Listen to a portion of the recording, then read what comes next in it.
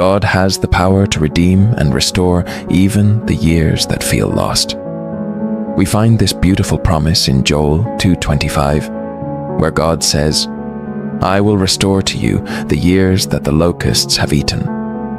This promise was originally given to the people of Israel during a time when they had lost everything due to a devastating locust plague, a direct consequence of their disobedience.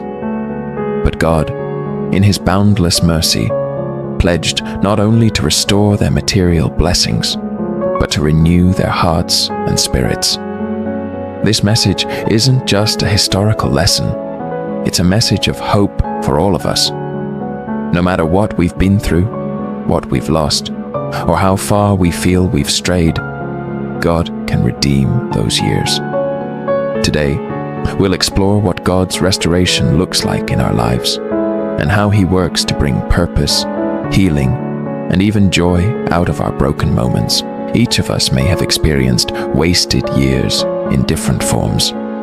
Maybe it's a relationship that ended in heartbreak, a career path that didn't lead where you'd hoped, or even seasons where it felt like spiritual growth was distant. Whatever the form, these lost years often leave a heavy burden of regret. You may feel overwhelmed by missed opportunities, or feel as if those years were stolen by circumstances outside your control. But God's promise of restoration is greater than any loss. His love is not bound by our timeline or mistakes, and His power to redeem is unlimited. He doesn't merely help us get back to where we once were. He takes those experiences, no matter how painful, and turns them into part of a beautiful plan for our future. One of the most powerful ways God restores is by transforming our pain into purpose. Romans 8:28 reminds us, "And we know that in all things God works for the good of those who love Him, who have been called according to His purpose." This verse isn't just a reassurance that things will eventually get better. It's a reminder that even our most painful experiences can serve a greater purpose in God's hands. God shapes us through our hardships. Every trial and challenge becomes part of the story He's writing for our lives. Our struggles build our character, deepen our faith, and give us compassion for others who are suffering. When we share these testimonies of God's faithfulness, they can be a source of strength and hope for others. Psalm 51, verse 12 says, "Restore to me the joy of your salvation, and grant me a willing spirit to sustain me." God's restoration is not just about fixing the surface issues in our lives, but about filling us with a joy that surpasses any circumstances.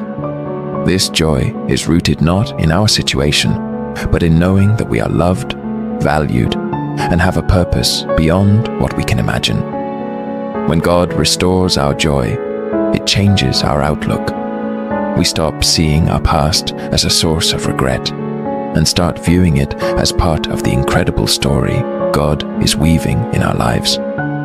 We begin to approach each day with hope and anticipation, knowing that God is at work, even in ways we might not see immediately.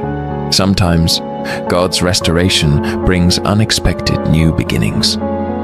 Isaiah 43:19 says, "See, I am doing a new thing. Now it springs up. Do you not perceive it? I am making a way in the wilderness and streams in the wasteland." God is constantly at work creating fresh opportunities, even in places that once seemed barren. When we feel that we've lost too much time or missed too many opportunities, it's easy to fall into discouragement.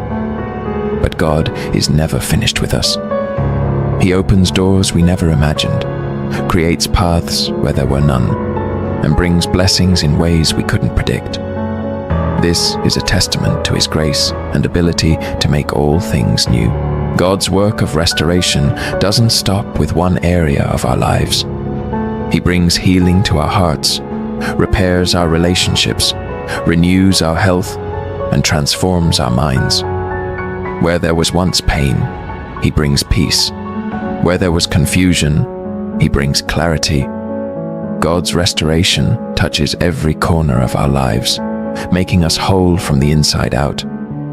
This isn't just about changing our circumstances, but about transforming us into people who reflect His love, peace, and strength.